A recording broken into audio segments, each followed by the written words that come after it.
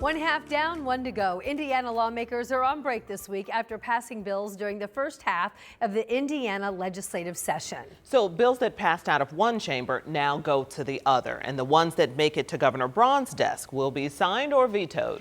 The governor held a news conference today to talk about how he thinks the first half of the session has gone so far.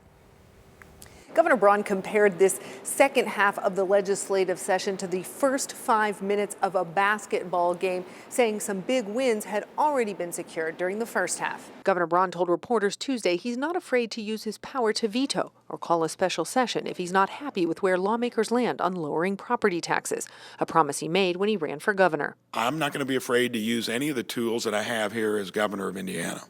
The original version of Senate Bill 1 would have cut property taxes by $1 billion, with a huge expansion in the homestead deduction. But lawmakers in the Senate dropped that after local governments and school districts testified they had concerns about how massive cuts to their revenue would impact local services.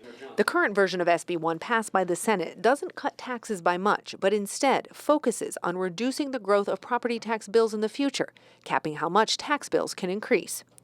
Now lawmakers in the House will get a crack at it.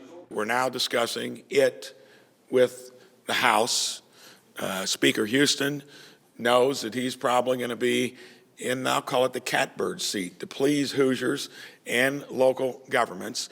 I'm going to be out there as an advocate again to get it in that right place. So you haven't seen the end of it. The governor said he believes collaboration with lawmakers will get them to a final proposal. When it comes to the budget, Braun said there's not a lot of daylight between his version and the one passed by the House. The governor's proposal called on state agencies to cut costs by 5%. Braun said he wasn't worried about recent efforts to cut federal spending led by billionaire Elon Musk and the Department of Government Efficiency. Indiana lawmakers have acknowledged some of those cuts could impact the state's budget. Braun said state government has the benefit of taking a more surgical approach when it comes to cuts. We never got used to, hopefully, having borrowed money that you can't sustain year after year being part of what we do. So it's a much different dynamic. It's programs that we've become too dependent on.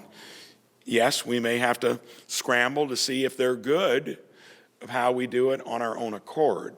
And coming up tonight at 6, we'll tell you what the governor had to say about a bill that would see traditional public schools sharing property tax revenue with public charter schools. At the Indiana State House, Emily Longnecker, 13 News.